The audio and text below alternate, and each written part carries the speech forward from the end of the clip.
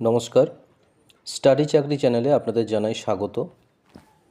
আজকে যে টপিকটা নিয়ে এসেছি সেটি হচ্ছে সিবিএসই বোর্ডের যে সমস্ত ছাত্রীরা পড়াশুনো করছো এবং ভালো নাম্বার পেয়েছো, অবশ্যই বাড়ির একমাত্র কন্যা সন্তান, তাদের জন্য বৃত্তির সুযোগ এসেছে।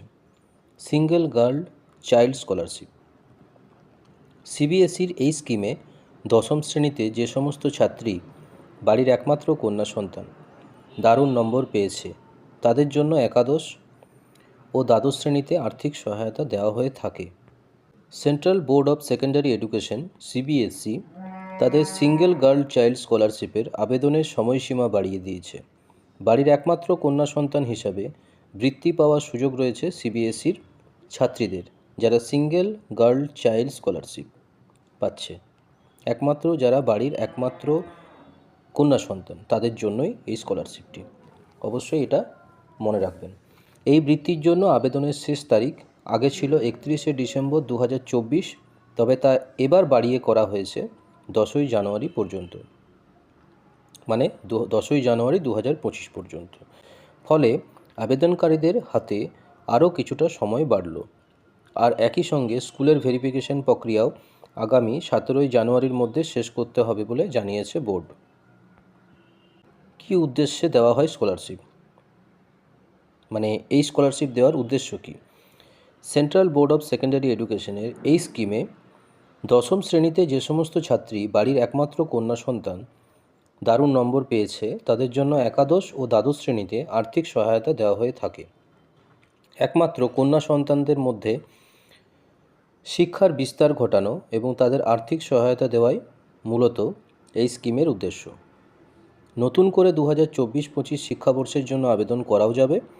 আবার 2023 সালে অর্থাৎ আগের বছর যারা এই বৃত্তির জন্য আবেদন করেছিলেন এবং বৃত্তি পেয়েছিলেন, সেই আবেদনের পুনর্নবীকরণও অর্থাৎ রিনিউয়ালও করা যাবে। এই বৃত্তি সংক্রান্ত বিস্তারিত তথ্য জানতে হবে এবং রেজিস্ট্রেশন করতে নজর রাখতে হবে সিবিএসইর অফিসিয়াল ওয়েবসাইটে www.cbse.gov.in। যদিও এই ওয়েবসাইটটি আমরা আমাদের চ্যানেলের যে কমেন্ট বক্স বা ডেসক্রিপশন বক্স সেখানেও দিয়ে রাখব। কত টাকা পাবেন? সেন্ট্রাল বোর্ড অফ সেকেন্ডারি এডুকেশনের পক্ষ থেকে এই সিঙ্গেল গার্ল চাইল্ড স্কলারশিপের মাধ্যমে ছাত্রীদের পড়াশোনার সুবিধার জন্য প্রতি মাসে 500 টাকা করে দেওয়া হয়। এর জন্য আবেদনকারীকে ব্যাংকের যাবতীয় তথ্য জমা করতে হয়। ব্যাংকের নাম, শাখা, account number, RTGS number, NEFT, IFSC code এবং ব্যাংকের ঠিকানা দিতে হবে।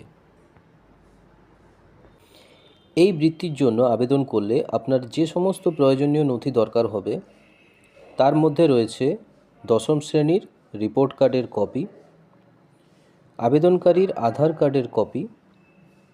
এই আধার নম্বর যেন ব্যাংক অ্যাকাউন্টের সঙ্গে লিঙ্ক করা থাকে সেটি দেখতে হবে। মানে আধার কার্ডের সাথে আধার নম্বর যে আছে তার সাথে ব্যাংক অ্যাকাউন্ট যেটা দিচ্ছেন সেটা যেন লিঙ্ক থাকে, না হলে কিন্তু আবেদন বাতিল হয়ে যাবে। ব্যাংকের পাসবইয়ের প্রথম পাতার কপি বা কোনো একটি বাতিল চেক, যে অ্যাকাউন্টটি দিচ্ছেন সেই অ্যাকাউন্টেরই যেন চেকটি হয় সেটি লক্ষ্য রাখবেন অবশ্যই।